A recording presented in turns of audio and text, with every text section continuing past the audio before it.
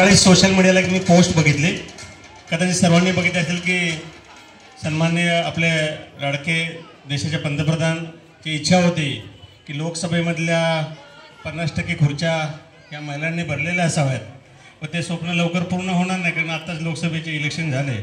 पण तिची काळजी मॅडमने पुरेपूर घेतली. आम्ही बघतोय कार्यक्रम चालू झाल्यापासून एक खुर्च्या आम्ही इकडे सरकतोय आणि जवळपास 50% आरक्षण मला वाटतं पूर्ण झालं आहे असं मला वाटतं. पण मॅडम तुम्ही एक गोष्ट लक्षात आली का, तुमच्या कार्यक्रम तुम्ही करत होता,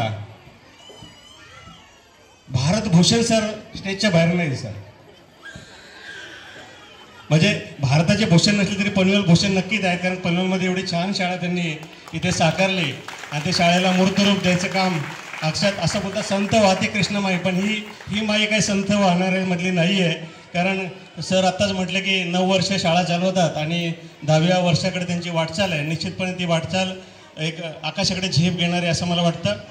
सर्व आम्हाला 4 वाजता पाहुण्यांना लिहिलं होतं इन्व्हिटेशनमध्ये या तुम्ही, म्हणजे निश्चितपणे पालकांनी 3 वाजता मुलांना मेकअप करायला हातामध्ये घेतला असेल आणि जवळपास आता 7 वाजलेत. म्हणजे तुमची मुलं 4 तास इथे थांबलेत फक्त आणि फक्त तुमच्यामुळे. एवढं सगळं सन्मान केलं तर 2 शब्द मला बोलायला हरकत नाही. गेले 26 वर्ष शिक्षण क्षेत्रामध्ये काम करत असताना जीवनदीप प्रकाशनच्या माध्यमातून अशक्य हे शक्य करतील स्वामी असं म्हणतात.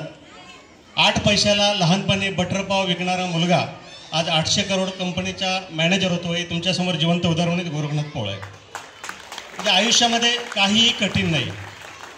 जर तुमच्या मुलाच्या पाठीवरती आई आणि बापाची थाप असेल तर काही मुश्किल नाही.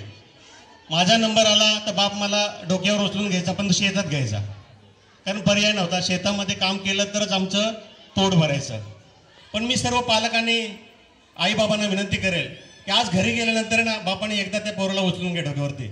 आज जे बक्षीस त्याला मिळालं ना, त्याला माहिती नाही काय मिळालंय. तो येत होता, आम्ही त्याला हातात देत होतो, त्याला माहिती नाही त्याला काय भेटलंय. पण त्याला जे मिळालंय त्याची जाणीव तुम्ही निश्चितपणे घरी गेल्यानंतर द्या अशी मी तुम्हाला विनंती करतो. कारण बघा, आम्ही किती त्याला मोटिवेट केलं, आम्ही त्याला किती बक्षीस दिलं हे महत्त्वाचं नाही, पण त्या आईबापाचे आशीर्वाद त्याच्या पाठीशी किती आहेत ते फार महत्त्वाचे आहे. आताच मी गावी गेलो होतो क्रिसमस वेकेशनमध्ये सर. 2 मुलं एकत्र आली होती, गप्पा मारत होते. एक शहराकडचा होता, एक गावाकडचा होता. गावाकडचा मुलगा सांगतोय